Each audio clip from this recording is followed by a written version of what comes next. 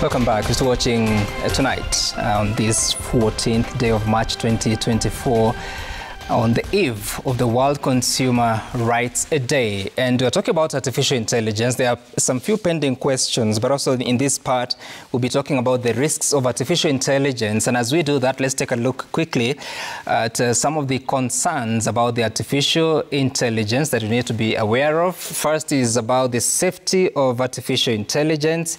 There is what we are talking about, job displacement. There is loss of human control is a concern. Dependence on artificial intelligence. I think someone mentioned about that at some point. The other concern is about superintelligence. What if machines go beyond human capacity? What would happen?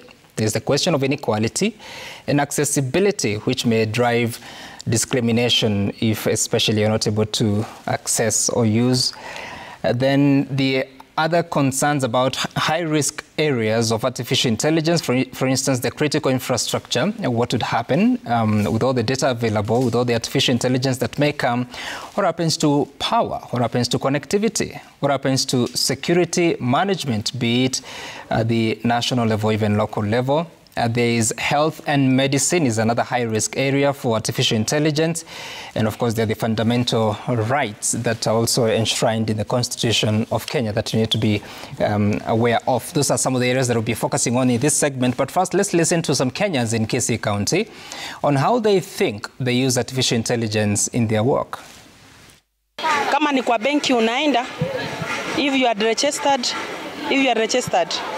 pesa zako, you don't need to go to the bank. Your money comes to where you are. Kabla ya kuwaste wakati kwenda kusoma kitabu ama kwenda mahali ama kama library huko Kisii town kulipa hata 50 ndio uingie ndani usome ujue kitu fulani, unaingia kwa simu kwa sababu ya teknolojia. Inatusaidia sana kwa sababu na huu ukienda kama mahali ujui. Hasa ukienda Kisumu kama ujui Kisumu, unaingia kwa simu yako, unatoa hupa, unaangalia, inakuonyesha mahali nako matiko, mahali popote. Kuna wadosi wengine hapa wameweka ma CCTV. Hata inatusaidia siku hizi, hata mtu akibeba box ama mzigo ya mtu hapa, tunauliza ilikuwa wapi na ilikuwa imeegezwa wapi. Sasa tunapata mtu bila alibeba, bila alichukua, anaenda anachukuliwa, anarudisha huo mzigo bila hata kuchoka. Okay, interesting comments there. They've been smiling. I don't know what they have to say about that. But let me begin by giving an opportunity as a right of reply, because she raises questions about, yes, we can speak about the possibilities, but there are concerns that she raises that the consumers have not been involved, especially in the thinking on the legal and probably policy framework. I don't think so, because I know the multi-sectoral committee appointed by CS Owalo has been going around the country to seek views and inputs of the people on the new regulations. Secondly, they have invited several stakeholders to also provide the way they see the ICT climate changing. Thirdly, all stakeholders will have an opportunity. Parliament, when the Parliament gets the bill, stakeholders will be invited. Parliament will invite anyone who has anything to say about the bill to give their views. Mm-hmm. And I also like to say, see also, in addressing issues concerning consumers, we have a forum that goes around counties called Kikao Kiku, where we inform stakeholders of their rights to services and anything they can complain about. We also have a portal where they can raise their complaints. And they're aware about this? They're aware about that. And another thing is we also enforce standards to those who don't comply in giving the right service. So we either penalize them or reprimand them. So we do all that. And that's just to protect the consumer. Okay. CEO Ndegwa, how about, because she says that the focus may actually be about business. Of course, you owe it to your shareholders, but what do you owe to the consumers? Yeah, I know that just before the break, you asked me a question about are we going to lose jobs And I said, when you look at our care center, we have not actually reduced numbers because we want to serve our customers better. Yeah.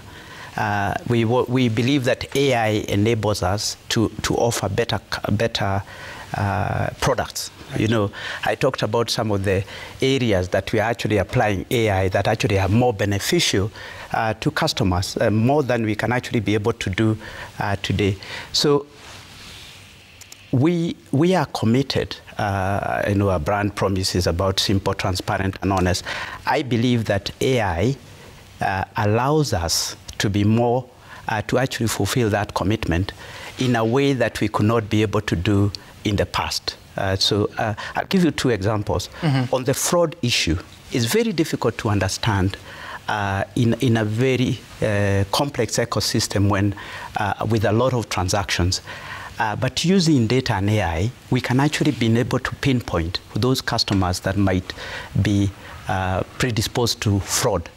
Those SIM cards which may have been procured through fake IDs or actually irregularly procured, or where we see irregular transactions that may affect customers in the wrong way. And actually the virtual assistants and using those kind of frameworks allows us to actually serve customers better and to serve them better first time, rather than actually being able to always access a human being. So from a customer perspective, I feel that actually this allows us to actually serve and fulfill the promise that we have made to our customers. So, but I do hear the actual concern. I think what I'm hearing even from the feedback that we got from ordinary customers is, do we trust the technology? Do we trust the ecosystem? Is my data safe? Someone was talking about CCTV. So we need to demystify what this whole new technology is to ordinary people, and actually start using very ordinary terms about this is the benefit that you get by us using that. But I think the whole thing about customer experience and how we serve customers won't go away. Even in the day when the AI is not there, you still have to deal with it. It's just that if you use AI to enable you deliver better customer experience, that's good. But we need to understand the downside.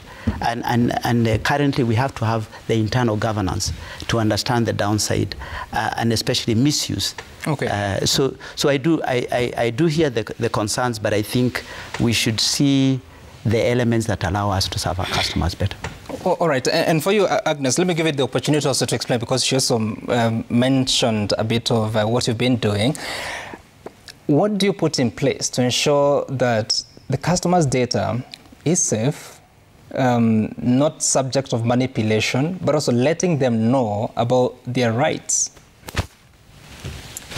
Okay, just first off the bat, Google does not use user data to train its AI or for any other purpose without express consent. Since Google was founded 25 years ago, we've had 3 core values that have never changed. Respect each other, me, my colleagues, respect the opportunity, which is what we are doing here, and then respect the user. Respect the user means even if the user gives you consent, the consent is time-bound. It's for a very, very specific reason that you have told the user, and you have also told the user exactly what data. At that point, the consumer gives you consent or not. So we find some of our AI training and include also, which includes building other products, may come from user data, but you'll be surprised. Most of the training data we use is publicly available data off the internet. Whatever is there publicly available. Okay. We use a lot of that data. The quantities are immeasurable. Every day, billions and billions of new data is introduced that's public onto the internet. A lot of the time, we use that data to train the AI, not user data. Okay. All right. Now, let's get deeper to the questions about the concerns that may come. And Immaculate, I remember once upon a time, I think it was last year, there was a heated conversation in this country about WorldCoin and how Kenyans were appearing at the KICC to have their iris details collected. And after that, there were a lot of complaints that macho inauma, it's itchy, we can't see properly. What was that? And how do we make sure that such a spectacle does not occur, probably because of lack of information or lack of regulation on the side of government? I thought you'd ask that question. But without going to the merits and demerits of the case, because it's an ongoing conversation, I'll say the following on that. One is that we are in an era where we do not know what the future holds. Every day, people wake up and we have young people, they are experimenting, they want to see products, they want to address concerns. In this case, what we understood is they're addressing issues around deep fakes and making sure you're getting real people. So it's not, I just need us to be prepared through regulatory framework, which the CS has said has put in place. In terms of just seeing what is happening around the world. Two, you can't over-regulate. You can only have general principles. And and that is always the pushback that is there in terms of, from a data privacy protection perspective, vis-a-vis innovation, there will always be that friction. You are asking too much information, you're limiting our success, and yet we want to see what happens.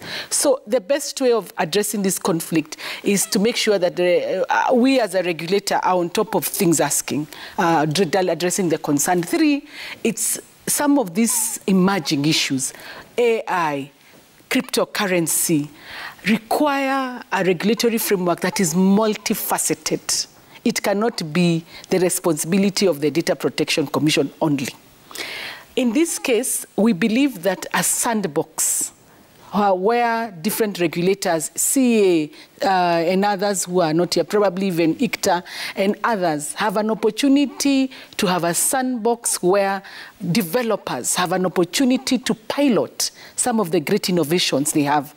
And then during that, they're able to engage stakeholders, able to see what works and what does not work. A sandbox will help this country in terms of we don't get surprised when we get any type of innovation that is brought, because innovations will come today, tomorrow, the next day. Three, and finally what I would want to say, and it has been mentioned, in Africa, we are lagging behind in terms of AI models.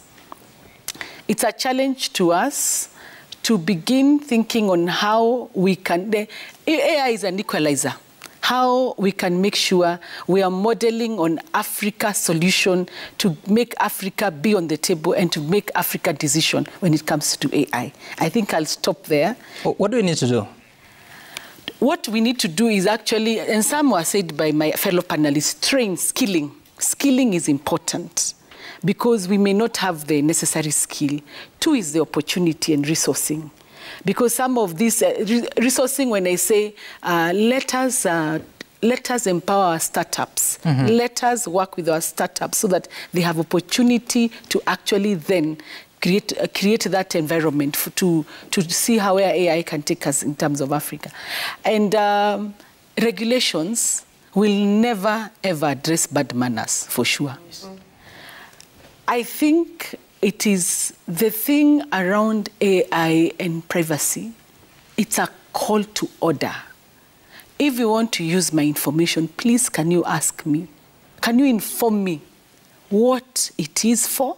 And can you allow me to consent? That is called manners. Thank you, please, may I?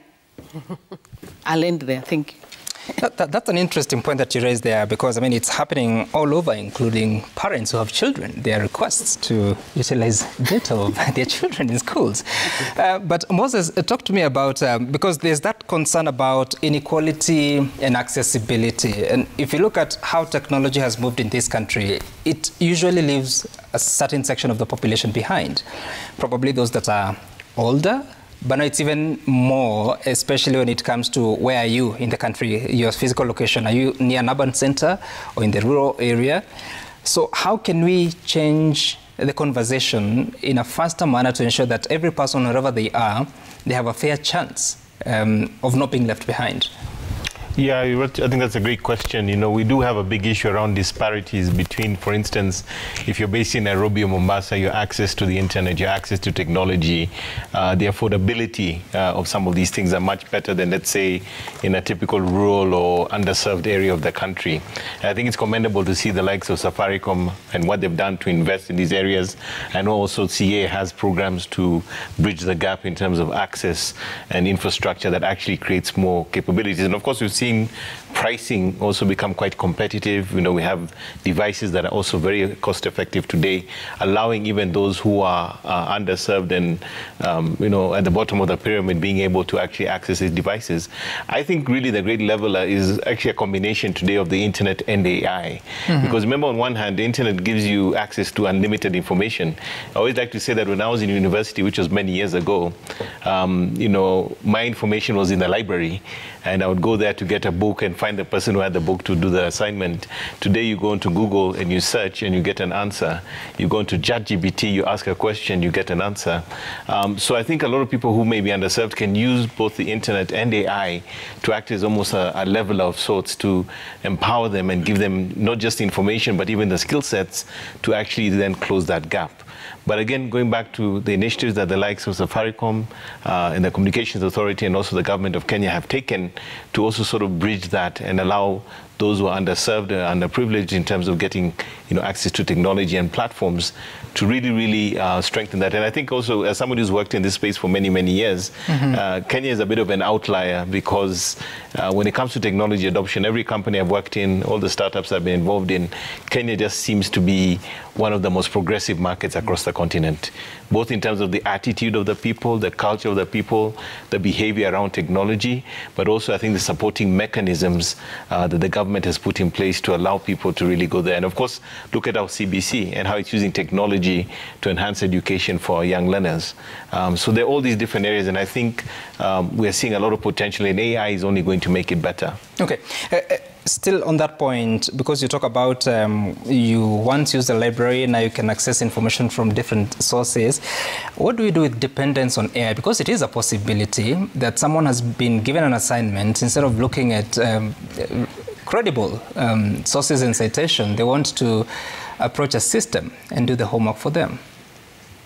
It kind of reminds me of the instance I remember many years ago when we were doing mathematics in high school. You were not allowed to carry a calculator.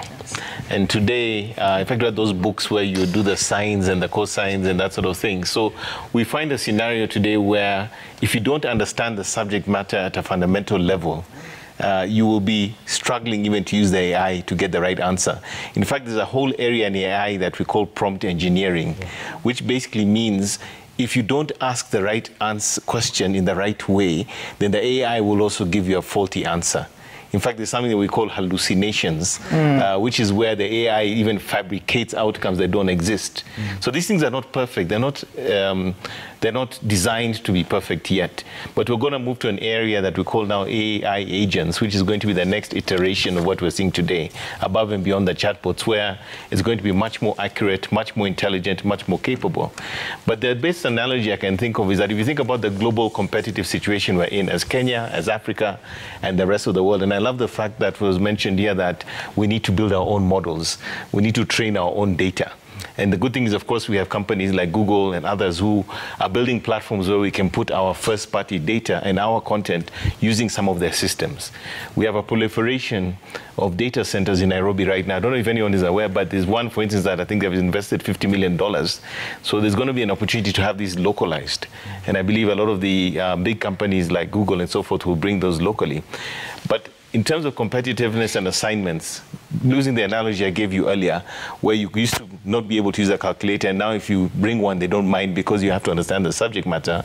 I feel like at a global level, it's almost going to be like that famous saying, you know, you don't go to a gunfight with a sword, right? If the whole world is elevating their game, and they're going to be competing using these tools to enhance productivity, enhance and augment their ability to deliver good work in better ways, then we too must also level up and find ways to be competitive by using the same tools and also building our own localized versions of the same. Okay. Stanley, what would be your take in ensuring that there's equality in accessing this? Because if you're studying an IT-related course, you're at a better place of getting the skill. But how do you circulate it so that the users, whether they are trained or not, they're at a better place of adopting this technology? All right. First of all, allow me to piggyback on the discussion on the jobs just a little bit and say that in addition to the perspectives shared in terms of AI helping to solve the gap for human capital and releasing human beings to do more client-facing and non-repetitive tasks, we have probably another 2 levels that, as a government, we're looking at when it comes to AI and jobs. I know a number of us have heard about this song called Taptengele, which has been trending. And this is an ambitious program by His Excellency the President to build digital hubs across the country. Right. And I want to confirm, first of all, that it is true. Unafinya computer, na dola inaingia kwa mfuko. A number of young people are already earning significant amounts per month. The second thing I want to confirm and inform, our viewers is that majority of the jobs that we are rolling out through these digital hubs are actually AI jobs. We are training our young people to train models, and they're working for AI companies across the globe. And therefore, even from the issues raised around awareness for the consumers, we are saying these opportunities are already there with us, and we are going to continue to empower people. The other level is maybe just what my panelists has talked about around opportunities for development. Already Kenya has been, established as a tech hub, and we have a lot of startups that are coming out of Kenya. Now, this technology then enables us to, cascade that and scale this up for us to be able to address some of our social challenges. Quickly coming back to your question, I think the first thing to do for us to ensure equality and equity is first to address the issue of digital divide. Our internet penetration in the country is just about 40% or thereabout. So that tells you that we have almost 50% or more of our population who do not have access to fixed internet broadband. While mobile penetration has been increasing, we need to do a bit of work to upscale this. And this is why, in collaboration with other agencies, including Communication Authority and Energy and other agencies in the energy sector, we're now exploring how to cascade this and bring internet connectivity to the home states. The other thing that we must do is then to create awareness and provide platforms for people to learn these technologies and acquire these skills. Okay. We already have certain platforms that the government has already established. At the ICT Authority, we have what we call a Smart Academy, where you can go in, learn about these kind of technologies, learn about how to stay safe online, learn basic skills of how to work online, and so on and so forth. We also have, of course, the Jitume program that is also helping us to accelerate digital skills training. So, but this is specifically for younger people? No, the Smart Academy has been set up actually to train all our citizens. So we have, programs that are running from foundational digital skills to advanced digital skills that caters for the entire population. Okay. We've already established a mechanism to collaborate with the TVET institutions so that then it is a hybrid model of delivery. You can do it online, or you can go to the TVET and university institutions for you to be able to be educated. All right, I want us to end up. And Alice, so then from here, where do we go to ensure that it is safer, it is responsible, especially for consumers, and ensuring that we are not left behind by the advancements in technology? Thank you so much. I want to thank my colleagues here. And indeed, they are doing a great job. Even when I'm pinching them a little bit, it's still okay. Talking about the World Consumer Rights Day that we want to mark tomorrow, first I want you to allow me appreciate our Deputy President, His Excellency Rigathi Gachagua. In December, he did us proud because he came to launch a World Consumers Congress that took place in Kenya. It takes place every 4 years. So, meaning that the presidency appreciates the work of consumers and the protection of consumers. And I want to throw back to him as the Deputy President and those of you who are representing government here.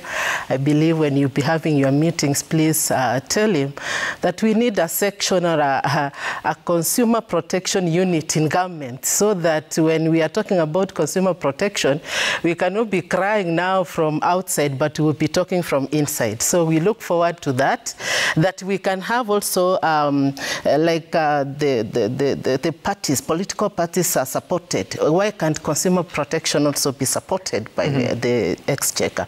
So those are the areas I wanted to raise, because it's important for consumers to know that they are very key and their rights should be respected. And tomorrow is a very important day.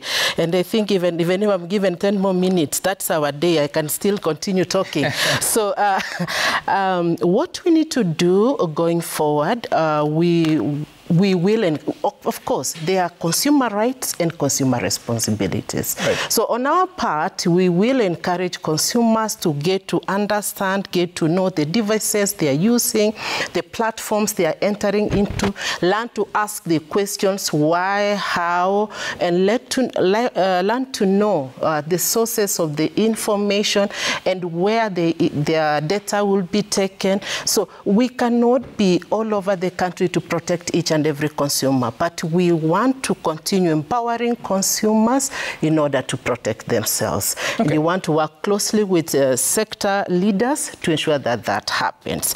And we also want consumers to learn to know, please, when you are coming up with a product, teach consumers, educate consumers, sensitize consumers to know, to detect a violation, so that they can also come to report those violations in respective offices and even your consumer protection unit that is within your organization or your department. All right, so I have 3 opportunities for closing.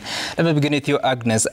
So one of the key issues that people have also been subjected to because of the innovations that come is deepfakes, or you find some information. Recently, we saw the president speaking in French, and we have seen news anchors, including the one speaking to you right now, advertising and diabetes drug. And of course, this is not true, but you find it on social media. What are some of these skills that consumers can be aware of to also authenticate? Because once such kind of information gets out there, people start believing it. Indeed, that's one of the major risks of this technology. It's also a major risk, just like any other new technology that comes up. There is use of technology for good, and then there are those who take it and do bad things with it. And that's where a regulatory environment, where the actual consequences, major consequences for misusing technology comes in. I'm sure Immaculate can tell you what you can do with those people who are advertising with your image. She already has a law, it's in place, she has a mechanism, she has a process. And so it's about ensuring that there are consequences for some of that misbehavior. Right. And we'll see a lot of it. We will see misinformation around We've seen misinformation around elections. We've seen misinformation around when we have health crisis. We have seen misinformation around, like I think this year we've got more elections globally than ever before. So we're going to see a lot of the technology that has been built for good go rogue or being used for rogue purposes, between regulation and also moderation by platform providers that ensures that we are extremely responsible, and anytime we see something or it's reported, we are quick to investigate and take it down. I think that's a responsibility as we build these technologies that we then have to our consumers who are using it. Okay.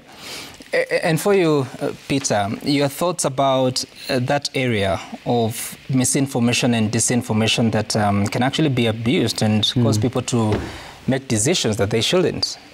Yeah. So yeah, it's a great question, and I think whilst and I know that we've spoken a lot, and my colleagues have also spoken a lot about the opportunity, is to understand the downside. And as a private sector player who is a large, who has a large and controls a large ecosystem, we are a big data processor as an organization, and we have a responsibility to also help police the ecosystem, because we influence a lot of what goes on. We also have a very big role in terms of, because we reach 40 million customers every month on the GSM side. We reach 32 million customers on the M-Pesa side. So we have a responsibility and an opportunity to actually use our ecosystem to actually educate customers. We have more than 300,000 agents. So I think we need to utilize the infrastructure and actually the capacity that we have, but also start to seek responsibility, especially starting with how we govern, how we use data, what we tell, what we do with customers. So there are so many elements we have developed internally that we don't use externally, because we want to make sure they are mature enough for us to deploy. So it's about responsibility, but it's also about education and about using. Going beyond the commercial aspects and talking about we talk about purpose or transforming lives. So it's using AI for good, but actually educating customers as part of our role in society. Okay, so we just remained with one opportunity, and that we got to DG. But before then, let's take a look at the feedback that Kenyans have shared with us at Citizen TV Kenya at Sam Gituko. The hashtag to use is tonight. Sir Nixon Dugira is saying that I too believe that AI is a tool to amplify human creativity and ingenuity too. AI is good to change the world more than anything in the history of humanity, more than electricity. All right. Sawa is saying that let's focus on empowering Kenyan youth in AI by fostering a supportive environment and infrastructure, rather than solely emphasizing regulation. Safaricom NCA could lead the way. Okay. Roles assigned. Tere Sios, you say that data is at the center of AI as a public good, unlocking the power of M-Pesa's transactional data through responsible and secure democratization can fuel innovation, improve credit access, and foster a more inclusive financial landscape. I don't know what that says about a program going on about the Hustler Fund. Okelo Mwalimu is saying that can the panelists comment on how developers of various apps which are critical in AI penetration can be protected against exploitation by multi-billion companies? Secondly, what dangers does AI portend other than employment, and how can this be mitigated? That's a question. I don't know who wants to take it. Maybe Moses. Well, that's it. So, who wants to respond to that question? Moses, Stanley, who wants to take it? The last one. I can take the question. Yep. Indeed, that is one of the risks that we face with the AI technologies, because then people who are looking for certain informations can be able to do what we call data scrapping across different websites and different applications. And this then brings the issue of copyright and IP for people who have already done and invested their resources in developing those systems. So that can be addressed by making sure that we have regulations that push for transparency from the way AI models are built to how they are trained and to how they are applied. Because if you have a situation where it is truly transparent, then you'll be able to provide your source of data for building the models, for training the models, and the intended application. Okay. Let me close by saying that, if you allow me quickly, that the digital age has provided an opportunity for all of us to thrive. And I think it's upon us to use this opportunity that technology is providing to see how technology is going to continue to uplift and improve human experiences, even as we address human challenges. Allow me to invite our viewers to join us in taking the conversation forward in our Africa Connected Summit coming up in April 21st to 25th here in Nairobi. We're going to be discussing how AI is going to drive digitization for Africa, among other topics on future-proofing Africa. Thank you very much. I'll send you the bill. So DJ, as we close, a lot of issues have been raised, especially on the risk factors and the misinformation, the deepfakes that we find. I don't know what CA does with that, bearing in mind that some of this you'll be finding them on different social media platforms, but then they are published in Kenya. I mean, does your regulation extend to that extent, but also what would be your role in that space? Basically, we work mainly with the providers of such networks. And I'll tell you for a fact, we help regulate that field. And sometimes we even pull down. We ask if something is too unethical, we request that it be pulled out of the net. Yeah. Okay. And as part of your closing remarks, then, where do we head as a country in all this technology? AI is something that, and quantum computing are the future of the country. And as a matter of fact, most people must adopt to these technologies so that we move forward. Okay. All right. I have to thank you all for making time for us. Moses Kemibaro, CEO .Savi Kenya, Immaculate Kasait, the Data Commissioner, Peter Ndegwa, the CEO, Safaricom PLC, Director General at Communications Authority of Kenya, David Mugonyi, Agnes Gadeya from Google, Country Director East Africa, as well as Stanley Kamangoya from ICT Authority, and Alice Kemunto, the Executive Director, Consumer Grassroots Association. Thank you so much for making time for us of this conversation, and I hope we leave you better than we started on the understanding of artificial intelligence, the opportunities available there, the risks, but also what you need to do, because as they say, the future looks like it's artificial intelligence. Artificial intelligence, not artificially intelligent. Artificial intelligence. My name is Sam Gituku. See you again some other time. Good night. Goodbye.